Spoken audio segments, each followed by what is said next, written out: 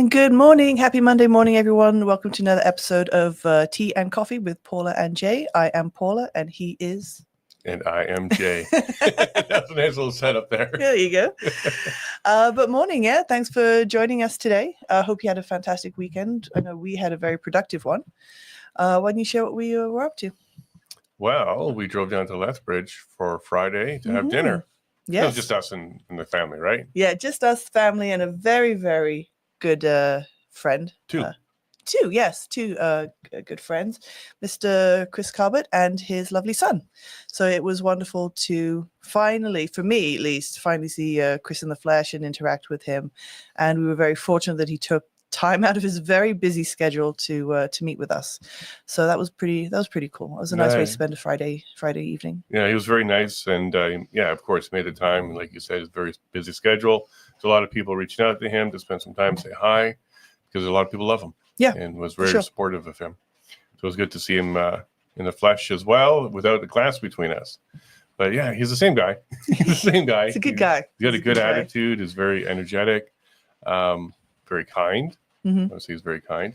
We can't get into too many of the details of what we spoke about, but I'm pretty excited for his future, his appeal, and I'm really glad that he's staying on that path to make sure that he didn't, take a deal to something he didn't do, because he's innocent. As he put it, I didn't do anything. Yeah, I strongly believe he is innocent of the charges, except for mischief. And he said that in court, actually. He directed the jury to go ahead and find him guilty on mischief. Because when mischief was explained to him, and he explained to this in dinner as well, that, I am guilty of that. I did assist. I was kind of a leader. I was assisting on that level. So this is why he still says today he's guilty of mischief. But he also directed the jury to find him guilty of mischief. So we knew that in the trial. This is not new news. But all the other charges, he's not responsible for, and he's going to continue to fight them. As he should. As he should. He didn't do anything, so for sure he should speak up and declare his innocence. So I think good for him. So yeah, that was productive. And then we had a day in Calgary where you were getting some more interviews done regarding our sovereignty. Yes, Cochrane. Sorry for people who live in Cochrane. I always say Calgary. Apologies. Regarding the Alberta Self-Determination Series, you were able to get a few more interviews under your belt. So who are you speaking to? Nadine Wellwood was gracious enough to let us use her living room. Even when she wasn't going to be there, we got to hang out and do that. So Nadine Wellwood's one of the interviews. John Carpe. That was a fabulous interview. If you're a legal eagle like me and you want to know more about the technicalities of our Constitution and exactly how Alberta leaving Canada could work, you're going to really enjoy the episode. And then we had Lloyd Luger. He is the guy that runs the Cochrane Freedom Alliance, 84 years old, I believe. He's been looking at, he's a strong separatist. He's not ashamed of using the word separatist. He's been that way for 25 years or so, ever since he was in the armed forces. So he's a vet. Good man. But Trudeau Sr. is what turned him off of the government. Some of the things he was doing, he recognized that is not good for Canada, and he didn't know why he was putting his life on the line for a man like that. And since then, he's been very strong and active in the community to go ahead and push hard and make sure that he has a group, which is now 6 years old, that meet regularly. And I really enjoyed that conversation too, because we talk about pensioners, we talk about nostalgia, we talk about armed forces and vets, and how they see the position that Alberta finds itself in, and maybe what the future for Alberta can look like. So as I explained to him, because he's very thankful to be part of that interview, I'm trying to get 50 pieces of the puzzle together so that we can see a bigger picture of what this looks like. And we're now done 20 of these interviews. So we're 30 more to go. And his picture piece was a veteran, someone who's been looking at this for decades. And he speaks very well to the pensioners about one of their main concerns about the Canadian pension plan, what would happen there. Nadine as well. She covered the pension plan as well, because she's writing a book about Alberta pension so that people can understand how it really could work, become profitable. She called the Canadian pension plan a Ponzi scheme, and really dug deep into that one. And then, of course, John Carpe. I kept messing that up. Carpe. His little tidbit to me is remember car payment. And they get his name right. But Carpe. the legal side of it, the constitutional side of it, the new constitution. So these were fabulous interviews. I'm really excited to get them out, and I'm working hard to do that. There's one more that's coming out today. It's with David Creighton, one we recorded in Ontario. Right. So I've been working hard. Edit. Well, not so much edit. It's transcribing, so get the captions correct, because he uses people, all my guests, they'll have a name or something that the transcriber doesn't pick up properly. Sometimes it really messes up where it's at. I have to clean up the audio. And in David's case, I had to try and clean up the video because I learned a hard lesson about the autofocus on that particular interview, which I've corrected since then. But so, yeah, it's not going to be completely in focus, but it's really what he says that's important. So I hope you guys enjoy it. But Jason is trying. He's definitely trying to get really good quality interviews out, and he is working very hard. He's learning a new skill set. I have to. No, I have to, because we don't have the ability to have someone do the post-production video work. And with 50 episodes, even something as silly as $100 an episode, that's $5,000. Yeah, for sure it adds up. Sure it adds up. Yeah. And then how about you? You took the kids out and you joined me on this little vacation. And the Chris Carper one, I want to kind of go back to that one a little bit more, because I want to make sure that people understand that he's still human. For sure. He's not just a political prisoner. We got to respect his time, because a lot of people are asking for more of the time that he can give, and that he really respects and loves all the people. Definitely involved. Appreciative of everyone who has supported him, wrote to him, was there for his family. Definitely. But yes, at the end of the day, he's human. He's got the right to his own life, his own time, but he's certainly trying to be to reciprocate some of the support that he's had by meeting people and taking the time. But he needs to get his life going, and he's working really hard to get that going, get his business up and running, and be the man that he was before all of this chaos. Yeah, he was talking about landscaping business again in the spring. He's still looking for a skid steer, so if anybody's got a good one that they can part with. Otherwise, I think he's going to go lease one in the spring, but he's going to bring back his landscaping business. So if you're in the Lethbridge area, Carbert's Landscaping was award-winning before all of this happened. He's a hard worker, and he knows how to get stuff done. So if you're looking to sprucing up your yard, check out Carbert in the spring for some of that work. Yeah, and just so you know as well, he's changed the name of his Facebook page. He's very active on Facebook, and it's now, before it was like Freedom for Chris Carbett. I think now it's the Chris Carbett Citadel of Truth. So it's the same group. You don't need to rejoin or anything, but it has got a name change, and he's very active on it. He's been giving everyone updates, legal stuff that's been going on, so people can still be in the loop, but directly now from Chris, which is pretty cool. Yeah, and I believe he's on X as well. I think it's Chris Carbert 88. The name is Coots Chris. So if you're looking for it, and you'll see his picture. So give him a follow. He's building up his presence on X. And one of the first things he said to me is X is nasty. Crazy, too. Crazy. And he goes, conservatives can be nasty, too. They can be woke and cancel culture and all that kind of stuff. He's learning that very quick. So he's very observant, because that's very, very true. We've seen that for years now. But yeah, he's now on social media. Connect with him, follow him, and give him some space. He's going to while you follow him online. Well, that's where he wants you to do it. Give him some space. But in real life, he's going to plan some sort of event in the future where he's going to shake a bunch of hands and give out a bunch of hugs. And but it was really nice to sit down for dinner with him. For sure. Yeah, for sure. It was pretty good. And what about your Calgary/Cochrane visit? No, took the kids out. It was cool. Yeah, took the kids out for the day. We had 3.5 hours or so to kill. So yeah, took them out, took them to a playground, took them to a couple of thrift stores, check it out, got them some books. So Jacob's now got the A to Z for dinosaurs, and JD's got a Minecraft planning book and an engineering book and astrology and space. So yeah, got lots of reading to do with the kids, which are pretty cool. It is pretty cool. I love how that you guys can just go anywhere and find something to do and keep yourself occupied. Yeah. Some sort of learning. Because JJ now has this little kit. Little coding kit. Yes, because I know I want him to be an engineer. he's also being of this day and age, he's going to get into coding too. Are you grooming JJ? Grooming my son to be an engineer. Yes, I would love that. But let him to get the basics of coding. There's tons of programs out there for encouraging children to do that. But yeah, he found this little thing at the thrift store for like $7, and you can create or run these little programs, whether it's lights, whether it's words. So he's going to be playing with that and getting to grips with it, because I think it teaches the same principles and fundamentals of coding. I don't know how much coding we'll need in the future of ChatGPT 5. Yeah, you wanted to chat about that because you got to kind of discover that as well. So why don't you? Because we got a video to share with you guys a little later on. Thanks to Jamie for sending it to me.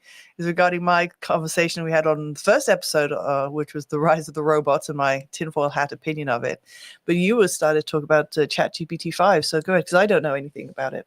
Well, I just started looking at it a little bit yesterday, not playing with it, but looking at some of the reviews for it. And it's getting really scary is a good way. The rise of the robots. As a software developer for many years, since I was about 5 or so, with a VIC-20, I would write code. I'd be that guy that can actually write the code and it would make sense to me and make things work. But to see ChatGPT take on that in such a way that you really don't need much coders anymore. And some of the stuff that it was working on and producing is amazing. Like it would take weeks to get to that point. And it's just popping out in seconds and minutes now. Yeah, so I have to actually sit down and type into it a little bit more to see how it really responds to some things. But I don't know. It's a double-edged sword because I'm kind of happy that it might be able to assist me on some of my tasks that I need to get done, whether it's descriptions for the show, learning tools like Adobe Premiere, which, by the way, I use AI to teach me that. Yeah. For example, I wanted to make some overlays. I had no idea how to do that. But I asked it, and it took me through After Effects, then Photoshop, and all the different steps to get it done. So for learning, I think it's fantastic so far. And that wasn't even ChatGPT 5. That was 4. But other things like legal work. And yes, don't just submit what it gives you. It's not wise. But if you have a legal background and you're working on some legal stuff, it's actually quite good at putting together documents, claims, responses, motions, affidavits, those kind of things. It's actually not bad at that. It's also very good at researching the law. So when you ask, in Alberta, consumer law, what is this? What is the law around, falsely given information? It's really good at stuff like that. Don't turn it into your lawyer. Of course, certainly still have a legal representative involved in some capacity. But I'll be playing around with that as well to see how well it is. But let me ask you, because I've been with you obviously as ChatGPT has been releasing its 20 years coming up. It's the versions, but how has the accuracy been improving over each reiteration of it or each version? Shockingly scary. Yeah, because I remember ChatGPT 3 was really the first one we would play with. Yeah, and it was wrong a lot. It was kind of fun. It was neat. It would tell a story. It was really, really good at making things up, including case law. Like, hey, I have this issue. Is there any case law? Yeah, here it is. So-and-so v. So-and-so. Like, oh my gosh, that's exactly what I'm looking for. It nailed it. And then you look up and it fabricated that. There was no case law like that. It's just basically a very pleasing piece of AI. It just wants to please you, give you an answer. ChatGPT 4 got better at that, but it still would do that. It would still fill in gaps with fantasy and make things up. And you know how much I love that. I love facts. I love truth. I love precise accuracy. So that would annoy me.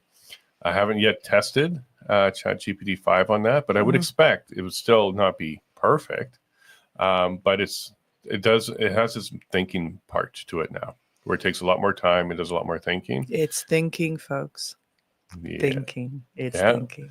And I'm expecting it to be a little bit more accurate than it was even on ChatGPT 4. But look, Grok is also another tool that people use. And every once in a while, I'll use that for fact checking. So I'll write a post and then I'll throw it into there and say, fact check it. And it literally will. And Grok is a little bit more up to date on information. So, for example, we had something come out of the government recently, and I said, hey, fact check this, and it did know about it. Oh, this is a question for the APP.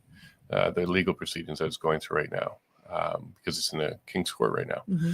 So I asked it about it, and it knew about it. So that was good. ChatGPT 5 is a little bit dated. It doesn't know up to date.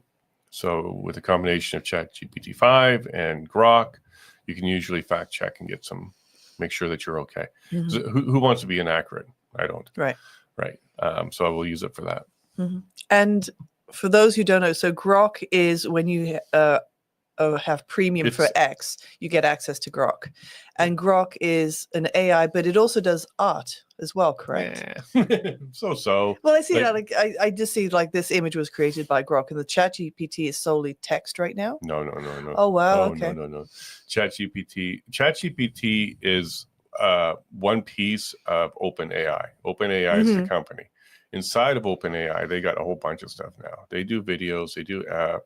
One of the things that I discovered by accident was I gave it an audio file, and it said, "How's the quality of this?" Because I was trying to make a disclaimer. Actually, I was using ChatGPT 4 to help guide me through the YouTube community guidelines for the David Speaker video, because he's talking about vaccine stuff. I'm like, am I going to get a strike? So I was communicating through ChatGPT 4 about the requirements to make sure I was good. And one step was make sure you put a disclaimer in. Like if you have put a disclaimer in, then YouTube's a little bit more friendly to you. I'm like, okay, cool. So I suggested a disclaimer. I tweaked it a bit. I recorded it, my voice, and then I sent it to the audio file. And I said, how was this? And it said, your audio levels are low. We can enhance that for you. And previously I would use Adobe Enhancer, which is something you have to pay for. But ChatGPT 4 did exactly that. It gave me back a file which had enhancements to it. Now, it wasn't great because it said, hey, we can add music to the background. All right, let's see what that sounds like. And it was just one single tone the entire time. Exactly. Yeah, that's what it considered was music, some sort of sound.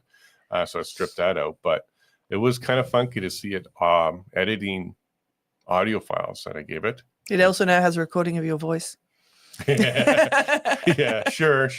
It could just take the show. We got 600 episodes of the other one. I don't think that's going to be my limitation, but yeah, it's kind of getting crazy out there. It really is. Your thoughts?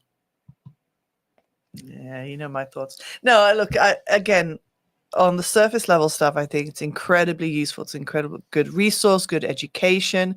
And I'm not adverse to kids or people in school using it as a tool. Like we used to go to the library and open a book. Okay, we've got to face the facts that has, that's evolved. And we've also gone to watch YouTube videos, get a book out, go watch YouTube videos. Now we have AI as a resource for learning. And I think if we use it for that, nothing wrong with it. It's just a bigger book. But it's when you use it to replace the things that you do, and you're using it under the guise of, no, I know this, but you don't. Obviously, that's no good, because then you have poor quality people in the workplace. But also, it's allowing it now can adjust audio files. It now listens to you. It now creates. You cannot believe what you see. I think one of the funny videos that I like watching, the AF videos that are out, is like On the Street with Bigfoot. I think that we've seen that, and there's this Bigfoot, sometimes dressed in workout gear, and he's there with a microphone, and it looks so real. It's hilarious, some of the sketches that they create with it. But yeah, don't believe your lying eyes. I was talking to Dr. Modry, who's going to be our 23rd guest, I think it is, about this. And he was saying, this is really changing. It's going quick. And we're going to have tools to kind of detect AI so that we know when things are AI. And I said, Dr. Modry, they use AI to do that. So AI tools will detect AI tools. And all they need is a little agreement between the two of them to not expose the other one. But that we don't have the human capacity anymore. It's starting to get that line's being so blurred that we're going to use tools to try and detect this stuff. I know teachers are doing this already to see if plagiarism's happening. Like, was it AI written? This came out pretty quick a long time ago, because that's the tool that students were using. So they had AI to detect AI. But yeah, so you're going to rely on AI no matter what. whether you're using it to create things or you want to try and validate and verify things, you're going to be using AI. What you're saying, though, is important because as a tool for learning, great. But if you're going to let it replace your own thinking and you're not going to do your own research and your own validation, then you're in trouble. I'm pretty sure, I'm not old enough to remember this, but I'm pretty sure that when encyclopedias first came out, there was a pushback on them because people wouldn't do research anymore. They're just basically getting the information fed to them. But if you use encyclopedias as a resource to learn and then still do your own learning, then I think that's a valuable tool.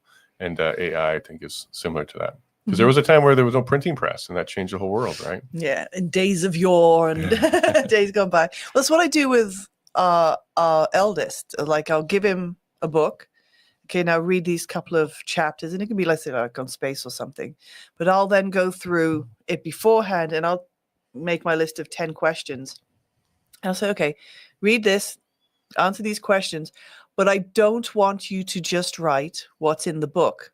Turn it into your own sentence, because that way it gets him to think and create. So he's still sharing the same info, but he's got to put it in his own words. And I think that's an important thing that some people are not doing. We have a friend, she's a pharmacy tech, and she also teaches. And she says, when I would say around the time of ChatGPT-3, when that first came out, she says she was getting work in, and she just knew this was not written by her student. It was entered into ChatGPT, printed, and they weren't even taking the time to proofread it. They were just like, okay, like, this looks great, done. Assignment handed in. And she's like, what is this? So already the teachers were seeing there was a definite shift in the work product that was, or the assignments that was returned to them from their students. So they got to see it. And it does need, I think in time now it's improved. But like you said, now they've got to be even sharper, because the format now may be better, more human-like, but they've got to make sure, the plagiarism and things like that is caught, because you don't want the student to get in trouble. And also, have that type of mindset that's all they're going to be doing. That's the type of work they need to be producing. Well, I think there's going to be a widening of the intelligence gap. So people that are really smart, because they're using it as a tool, learning from it and expanding their mind. And then those that are just super lazy and they just copy from it, they're going to be even dumber. And this is something that's been highlighted in several reviews of AI in general, is people are getting lazy and not even doing the work anymore. And that's unfortunate, because just like a hammer can build or destroy. It depends how you use it. Like, it could take life or create a shelter. It's not the hammer's fault that it hurt somebody, or you can't really congratulate the hammer for building a home. It's the tool user. So it's up to the user. Just like guns don't kill people, people kill people. Yeah. Right? Same thing here. Like AI is getting scary, though. One of the things I wasn't a fan of is when Trump won, his administration was put in place, and J.D. Vance went to an AI summit in Europe, one of his first major announcements. And it was literally what he said there was, take the guardrails off, don't slow this down. We need it as fast as we can, and don't put safety above innovation. Like, whoa! Like, to me, that was an irresponsible path forward. I prefer to have the tools evolve with us, right, in a way that isn't harmful, but to actually call out to the community to stop being so cautious. Let's get this going. Now, his argument was, if we don't, they will, being China or Russia or someone else. China. So that was his argument there. Like, if we're slowing ourselves down with these guardrails and focus so much on safety, and they don't, they're going to surpass us, and then we're in trouble. So I get it, but I still don't agree with it. Like, I think you can lead by example, and you can be a little bit stronger with your convictions, and make sure that we're doing things right. Like, another example would be, just because the other guys are building a car that can cause damage to people doesn't mean you should take away the bumpers and seatbelts. You should still do it, I think, properly. Yeah, I agree. And the notion to say, well, let's not consider safety. No, that should be the first thing you can consider, and then build around that. But yeah, look, I'm all for innovation, but but but ... yeah, exactly. But no, safety's important because it's I appreciate what he said with the whole go get him, let's do this, let's innovate, let's be first, but safety first. In reality, safety first, and especially when you're dealing with AI, I think it's incredibly important because of what we use it for. It's on so many levels. We're not just talking about assisting with editing and learning stuff. It's actually been implemented in security features and how to get certain jobs done, like AI, and it's there. So I'm like, you can't just there's got to be safety protocols in place, I would assume. And another application of AI, which we definitely have to pay attention to and be worried about, is when it's used to govern us and regulate us. Mm-hmm. So, of course, YouTube's been using AI for the longest time to, find triggers and find things that violate their community standards and whatnot. Facebook's been doing it. All of the platforms been doing it. They use AI to kind of moderate things.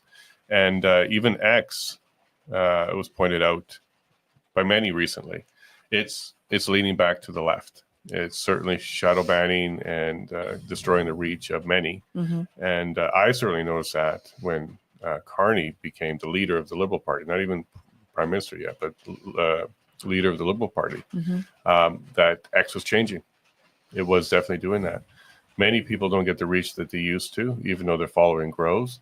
And then silly things from a lefty account will get huge reach. And we're seeing this creep in everywhere. The RCMP and CSIS uses AI when they're scrubbing. Good morning. Good morning. They use AI when they're scrubbing stuff, and they call it open source media. So it's basically anything you put online is considered open source. They can touch it all they want. You put it in the public, and they're using that. And with there's some censorship bills coming in through Europe right now. So I did a post about this a couple of days ago, that they're going to criminalize journalism and journalists. They're going after them now in Europe, and that's coming over to Canada for sure. And Carney has already set the stage for that by telling Canadians, you can only trust the CBC. He literally just said that. You can only trust the CBC. So when they take away your firearms, they take away your speech and take away your media, we're in a lot of trouble. And they're going to be using AI to flag and take down. And you're going to have to, and it's not going to be innocent until proven guilty. It's flagged, take down, fight back. It's not going to be a due process. We've seen this already. We've had channels deleted for reporting on Detective Helen Gruce. We didn't even take a position or provide information. It was reporting. And that was enough to get a channel deleted and strikes and all that kind of stuff. So that's also where I have a lot of concern, that AI is going to be used against us, and we're going to be fighting against it because, like we saw with COVID in the courts took the position that the government's right. And then people had to prove that, like a reverse onus, that they were right. And that's exactly what's going to happen with this too. The courts are going to take the side of the AI or the RCMP or local police force and say, well, they found you doing something. Now it's up to you to prove your innocence. And that's where I think we're going to have a lot of trouble. There's a comment here from Crystal. Wouldn't all the AI stuff be programmed with the narrative the government wants pushed out, much like trying to find valid research? So yeah, exactly. If they are the driving force behind it and telling the public what's right and wrong, and we already see bots, pushing a narrative on X. So yeah. No, Crystal's right, because garbage in, garbage out. That's a term that we use in tech and I'm sure other professions, but it means if you only put garbage in, you're only going to get garbage out. And if all the source material for them is, official sources, those are going to be the government narratives for sure. Says Serena, Meta AI is now embedded in Messenger and I cannot get rid of it. And then Danita, I used ChatGPT when I was in New Zealand a lot, asking questions about plants and the environment and new places and history of those places. I found it very helpful. Exactly. I would completely concur. It's the modern day encyclopedia book. I love using it as a tool. Look, I Google all the time. I revert to my phone and Google and AI to get information out. It's a very handy tool for education. Surface level. And this is what else can it be used for? Yeah, but don't do the blind faith. Like, don't assume it's right. Like, Exactly. if it tells you to plant this beside that because of nutrition or nutrients or something like that, do a little bit more research as well. One thing that it will do is you can ask it, what are your sources? And it will spit out the links that it was using for the sources, and then go read it yourself. Because as you know, if you're going through like a news feed, the headline rarely matches the contents, right? So, maybe it's cherry picking. Maybe it will say, putting these plants together will provide these nutrients, but doing so will end the world. But could kill your cat because it's not good for animals, that type of thing. So Right. just follow up, get more information For sure. So treat it like a tool, not like a gospel in any way, shape, or form. I think that would be important too. Yeah, I agree. I think on that note, why don't we go ahead and play this video that the lovely Jamie sent Well, one me. more thing I'm going to mention is I got a new phone, and what I really hate about it is I did not turn on the feature, and I don't even know how to turn off the feature, but it's reading my text messages, and it will do something like if I reach out to somebody and say, hey, are you available next week? In a day or so, it'll say, hey, do you want to follow up with this person? I'm like, wow, what are you doing? Like, I didn't turn that feature on. You never asked me because I would turn it off. I don't want my text messages going to AI cloud or even on the local machine, the local phone, and being processed. I just don't want that. But there it is. Every once in a while, there's a little reminder in my messages saying, hey, do you want to follow up on this? I'm like, get out of here. Like, you don't belong here. So I think consent to use AI is something that's not being honored, much like informed consent on other subjects. Right. We're seeing that kind of just being pushed, and I'm not a fan of that. But okay, let's go ahead and bring up this video who sent this to you? Jamie. All right, Jamie. Thank you very much for sharing. And this is something Paula does love. So if you want to send her stuff, she's happy to take a look at that. Let's see what this looks like. I heard some of it. I didn't sit down and watch it, but I heard some of it. So what is this? This is a parody. Yeah, this is a parody from Ryan George. He does a variety of sketches. He does like breakdowns of different movie scripts and things like that. So he's very, very funny. And but yeah, this is him talking about robots are definitely turning evil. Whenever we at Boston Dynamics put out a video of our robots doing something fun like dancing or moving so swiftly and precisely you wouldn't be able to hear them approaching, our comment sections get flooded with responses we frankly don't understand. Comments like, oh my god, it's happening. The robot uprising is here. And do you want Terminators? Because that's how you get Terminators. So we just wanted to make a video to put everyone's mind at ease that nothing horrible is going to happen, probably. People should rest assured knowing we're in full control of the situation for the most part. This goes beyond any violent impulses these robots may or may not have been showing. In fact, these robots are designed to help people by doing stuff like performing tasks that can be dangerous for humans, data capture and inspections, operating warehouses more efficiently. And we've been delighted to see that the robots have started to teach certain abilities to themselves. Abilities like sprint faster than human beings, tear flesh apart like pulled pork, and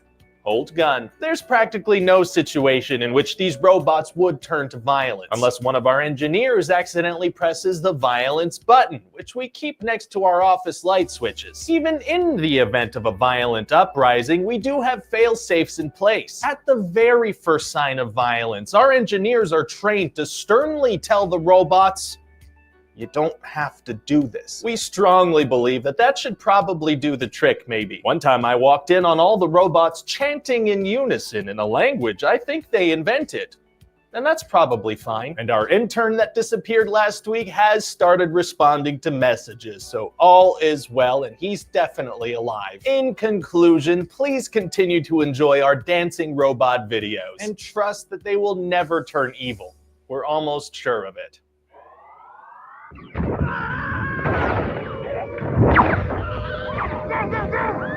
have to go. That is exactly how I feel. Exactly how I feel. Look at the cool dancing robot as it's running towards you. You can run as fast as a human being. Hold a gun. Yeah. And what will we use to try and fight against that? Probably other types of AI and robots. It's going to be both sides or multiple sides. It's Yeah. it's the world we're moving into, isn't it? It is. And then this is how you get terminators. But no, exactly. It's we can't. This is part of our evolution, whether it's been directed or natural. I have no idea. But yeah. But this was a fantastic. Thank you, Jamie. It was a fantastic summary of how I feel about this type of technology. Government overreach. We have quite the episode tomorrow. Yeah. You want to touch upon that? Sure. So I'm sure a lot of you have seen the Jeff Evely video now, walking into the forest about 10 feet in or 2 meters or so, and $28,000 fine for that. He's posted it, millions of views now. He's been asked to be on a whole bunch of shows. And he's going to be on tomorrow morning with us. He's going to join at 7:30 our time, so 10:30 his time, 9:30 Eastern.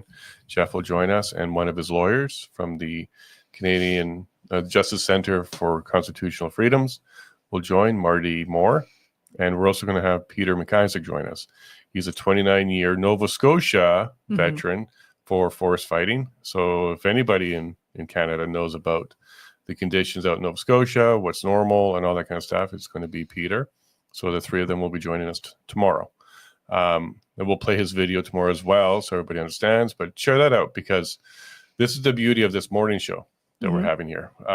We're not going to be booking guests weeks in advance like we used to, and it wouldn't be focused on certain subjects. And this is why we wanted to do this particular format, so that we can quickly, or more quickly than we were in the past, bring important topics and people to the forefront here.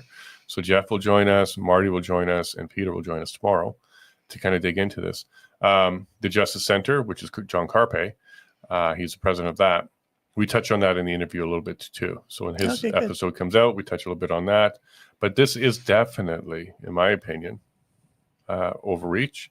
This is conditioning. This is to get people to kind of fear and respond and act the way the government wants them to.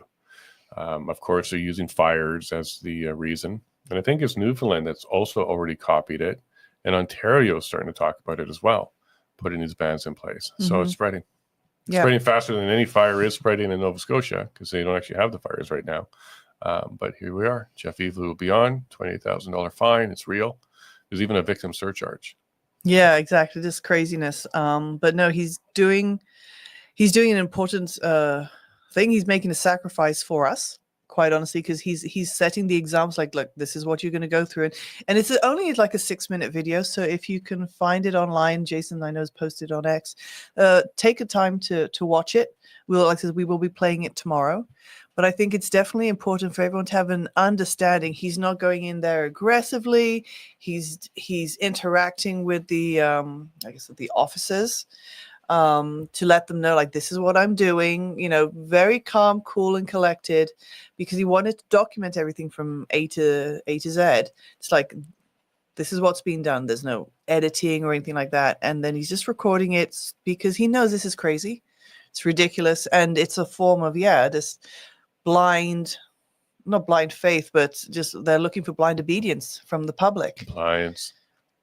I think Donald Best says, do not comply. Do not comply. Yeah. Speaking of Donald Best, give everyone an update on what's happening with the Detective Helen Gruth's request for affidavits. Sure. So Donald has posted another update, because he's provided a template now for the affidavits. So now's a good time, if you haven't done so already, to go check out donaldbest.ca. The link is on my X. You can go find Donald Best CA on X as well, and go ahead and follow that new template, because a lot of people are responding very quickly, but now there's a little bit more guidance on how the format should be. Yeah. He's not telling you what to say, but he's certainly going to provide you more information on how to get it into the format that the legal team will need. Because the steps for this is you get the template, you fill it in with your own words, you send it to the legal team without getting a notary on it right away. You say that for a moment. They will review it and make sure it's good to go. And then they'll send you back a copy that you can go get notarized. Do remember, you can go to your town hall or city hall. They typically have a notary there for free. So you don't have to even pay for a lawyer. If you go to your town hall or city hall, they usually offer that for free for residents. So you can get it notarized, and then you'll send it back to the legal team. Mm-hmm. And they're trying to collect affidavits from all Canadians about their position on what's going on with Detective Helen Gruce. They're not looking for people to just say, hey, this is harmful and we don't like it, or let her go free. It's more along the lines like if you're a police officer, you know how police autonomy really matters to you.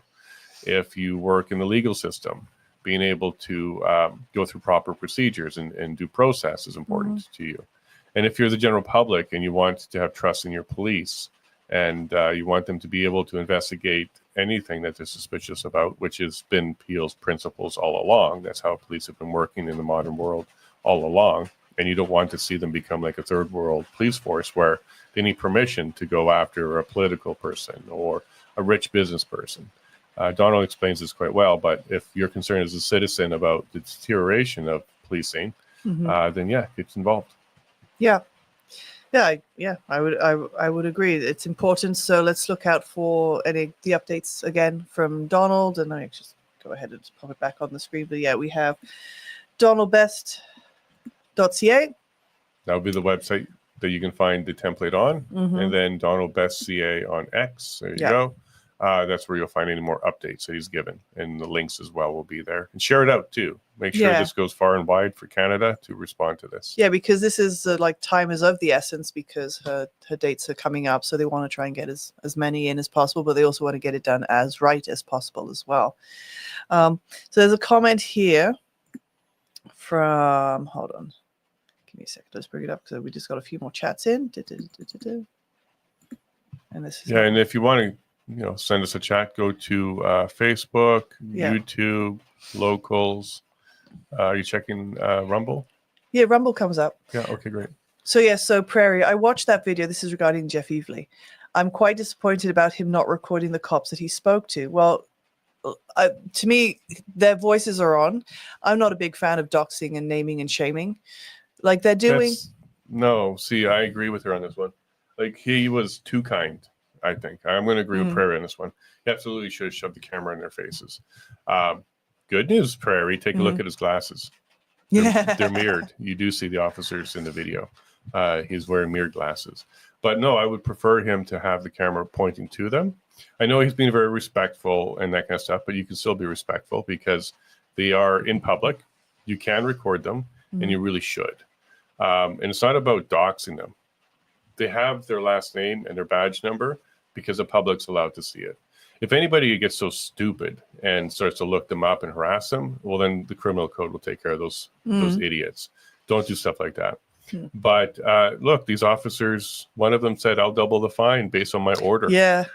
These people are falling in line with the totalitarianism that we need to not allow. So, no, I kind of agree with Prairie on this one. Don't dox them. Don't harass them. There's a line there. But you definitely, I think, you should show them. They should be embarrassed and a little bit ashamed. But as you'll see in the video, they will be in the court. Court will be September 12th. I think that's just going to set a date for a hearing because usually your first appearance is, what are you going to do? Are you pleading guilty? Or are you going to pay the fine? You want to fight this? So I'm not expecting much to happen on the 12th of September other than getting another date. Yeah. But the Justice Center is providing the lawyers for it. So this is going to be a fight. And the bots came out pretty harsh. There's a lot of nasty people that came out on this one. He's grifting. No, he's not. He's not even asking for you to help pay the fine because he's never going to pay the fine. That's kind of the point. He explained in the video that he's brought a motion forward in court before in 2023 when they did the Woods ban then too. He brought it to court. He did that process, but the judge threw it out because, one, there was no more ban in place, so we call it moot. There's a fantastic word for the government because they're not stepping on your rights anymore. Suddenly you can't hold them accountable. And the second reason was there was no financial obligation or penalty involved. Well, that's why he went and got the fine, because now there is a financial obligation on him to pay the fine. So now the court is going to have to, even if it's moot by the time it hits the courts, they're going to have to follow through with They this have to one. address the fine exactly. Right. And the people that are upset about this are like the trolls out there. Let's just presume some of them are real. Mhm. They're saying, hey, what about fires and all that kind of stuff? Well, the science, we'll get into that tomorrow. The numbers, the actual data, less than 0.5% are caused by hikers. 45% are caused by lightning. And the other human-related ones are arson. Arson's still against the law. Okay. And we can get into that. But one of these things these people are not realizing is what Jeff is doing is the right thing. Because if he's wrong, he's going to have to pay a $28,000 fine. Yeah. But if he's right, because the courts agree with him, well, then the Premier of Nova Scotia, Tim Houston, was wrong. He shouldn't be doing proclamations. Exactly, because it's a proclamation. It's not a law. Correct. It's a proclamation. He just declared it. Now, in Jeff's favor, proclamations are non-binding. Because they didn't go through the process just like of becoming mandates. For sure. But the people that are upset about this, calling him a grifter and he's not a hero, because I think he is a hero. Yeah. What he's doing he is a hero. He's a good guy. Like, come on. What they need to understand is this is democracy. This is how our justice system works. And all things need to be tested in court before they become law. So this proclamation is either going to be held up in court, which means it's valid, and he can go ahead and do this, and that becomes judge law because a judge agrees. So now it is case law, or it's going to be struck down. Personally, I think the government's going to try and withdraw it. They don't want a precedent saying that they can't do this. Right. So I suspect they're going to try and get away from it and drop it. But I don't think the Justice Center is prepared for that. They're going to continue to go ahead. Because it's not so much whether or not they're going to find him anymore. It's they did. Yeah. They did find him. And for what? For walking in the woods. So, yeah, I'd like to see this one go through because this should either stop this kind of government action, which is the right thing to be doing, or it's going to validate that their action was correct all along, which means the burden is going to be on them to prove that it's needed. But unless they start finding lightning and unless they start taking arson more seriously, because a lot of fires are arson. There was a report, I think, out of Alberta. A firefighter himself was just charged with 30 counts of arson for starting wildfires. So there's your problem. There's your problem. I'm just seeing some comments here. So, Deb, I agree that they're public servants and they should be shown on video. Then from Pietro, why shouldn't we use our video? The authorities carries theirs and films us. And then Becky, that's why we have fire bans. This is way over and above that. And then Crystal, if it's climate change causing fires, then how will banning hikers help? They aren't clicking their Nikes together and making sparks. 100%, and I agree with every single one of those comments. And even Becky's about, well, yeah, we have fire bans. So yeah, you can go in there, but don't start a campfire. And maybe that's where the $25,000 fine should be if you do. For sure. Even if you put it out or you're safe with it. You can put a fire ban in place, but not a access to the woods ban. I think that's where the limit is. That's just craziness. And then, Deb, the matters, proclamations and mandates need to be tested. They are not law. Correct. Boom. And if you ask AI, it's not binding. So I do expect the court, because now there is a penalty involved and there's a number and it's financial, they're going to strike it down. I wonder, this is a side note here, if they use the word proclamation instead of mandate, because mandates, people now know they can fight against it.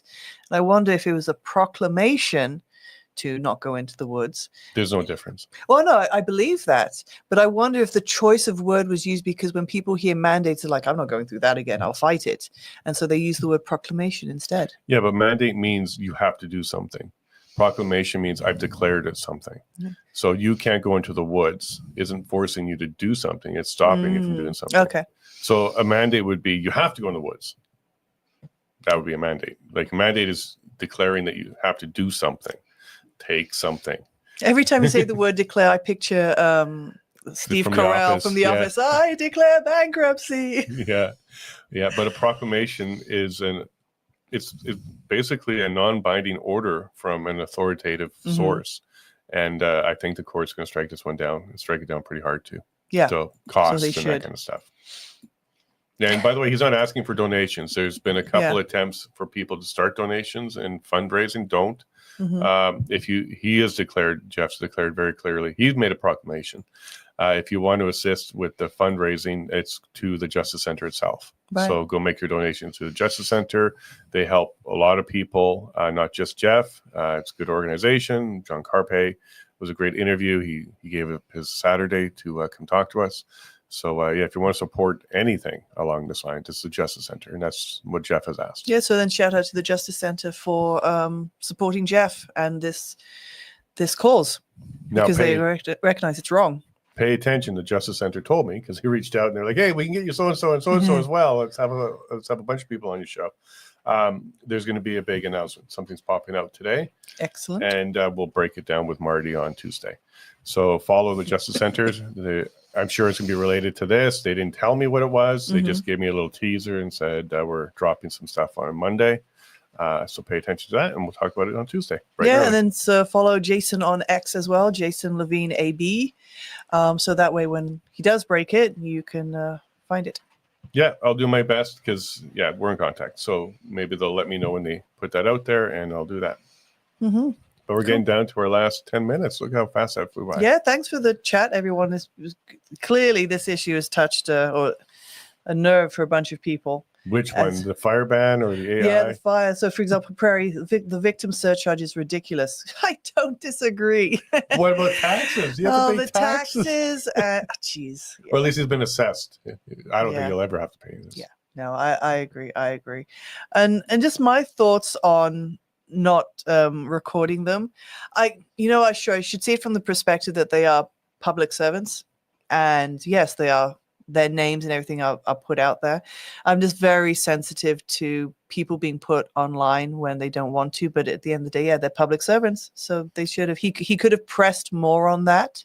Well, I think it was too kind because he actually said yes to recording, and then he gave them the option. Well, if you don't want it to be on camera, but that's not really the line. The line is: are they out in public?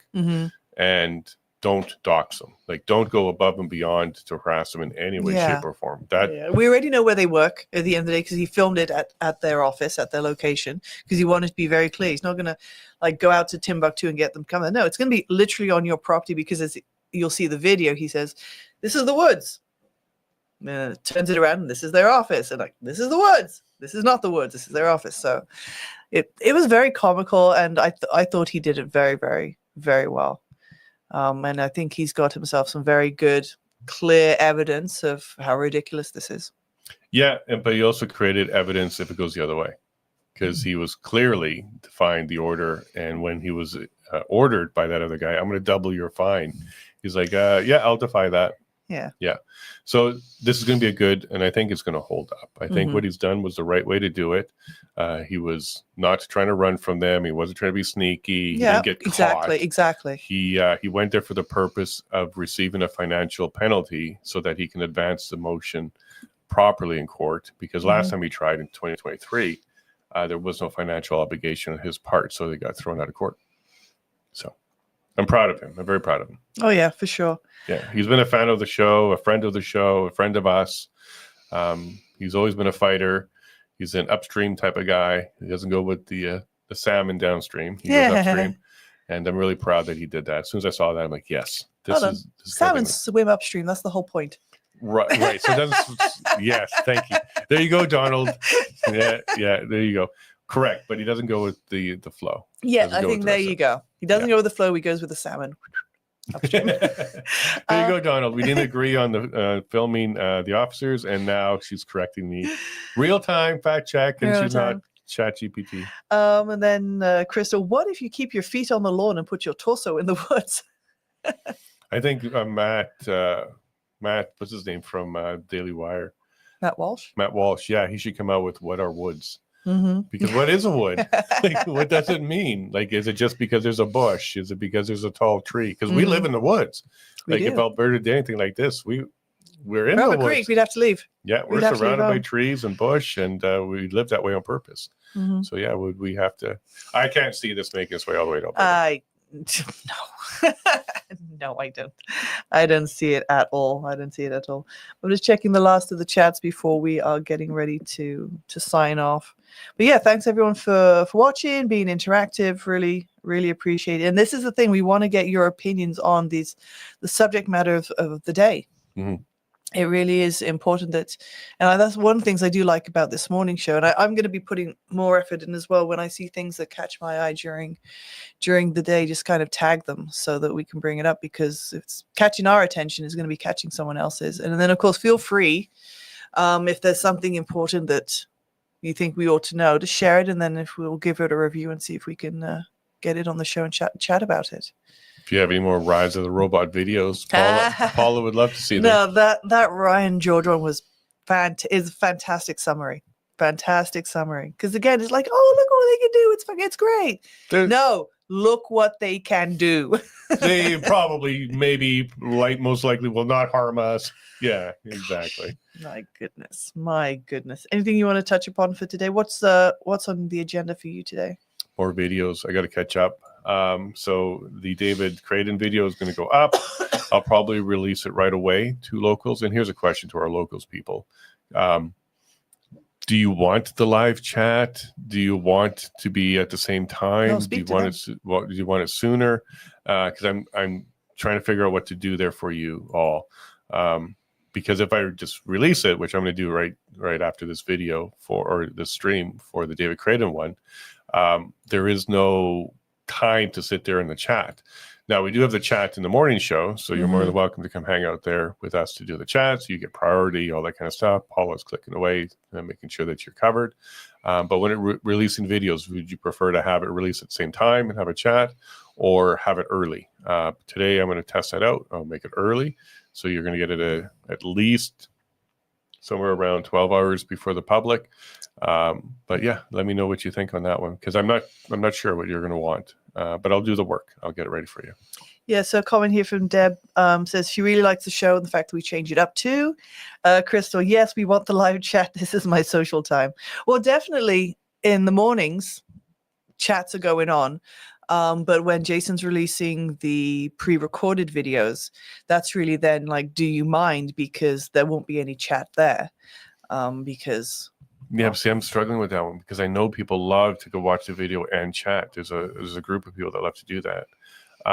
Maybe what we'll do for this one is I'll schedule it for the same release time. But what will definitely not happen is it won't break, because we're not streaming live to it. It's got its own copy on locals. So this has happened a few times. Locals have stopped working the live stream, so that won't break, but it'll come out at the same time, and that way people can go at 7 p.m. because it's going to be released at 7 p.m. to chat with their locals friends as well.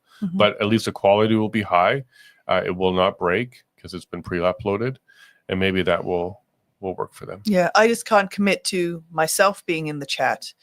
That'd be one thing. But if you guys want the chat on so that you can chat to each other, sure. I just can't commit to being available to also be there. Yeah. But then again, you're also not there just for me. You're there to watch the video. So yeah. So we're working really hard because we want to give to the community that's supporting us. But one of my struggles is, at one point I was thinking about editing the video shorter for the public, but this information is too important. Yeah, I knew you were going to have an issue with that.